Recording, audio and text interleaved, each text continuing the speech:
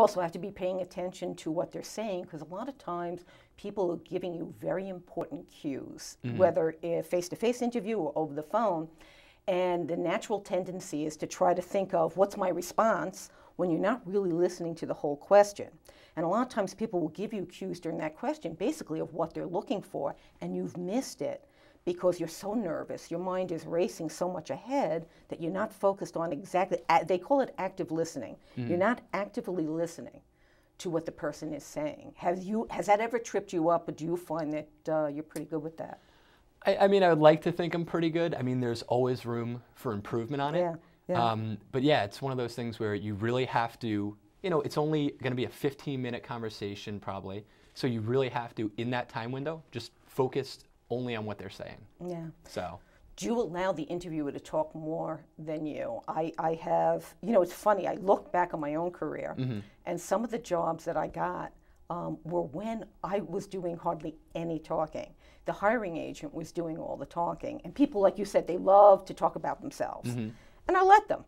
And I was listening to some cues, and as they're saying, well, you know, we need somebody with international experience and all that, I was starting to mentally thumb through, you know, my experience, and that I could talk to it when the time came. Do you find that you let the interviewer talk more, or are you talking more during an interview? So I let the interviewer talk more. Okay. Because at this point, when they've gotten to that point where they've actually picked up the phone and called you, they've went through your resume, they kind of know what you're about, they've probably gotten references from, you know, they've probably reached out to someone as well. So they have a pretty good understanding of who you are. I mean, it's a very basic, you know, we're going to talk for a few minutes, just kind of see some things. I feel like in my kind of my experiences, it's been when I let them talk, those have been the jobs that I've gotten too. It's funny how it works, because they really know what, you know, what kind of person you are. You're just making sure they're really explaining the job to you. Yeah, people love when you're listening to them.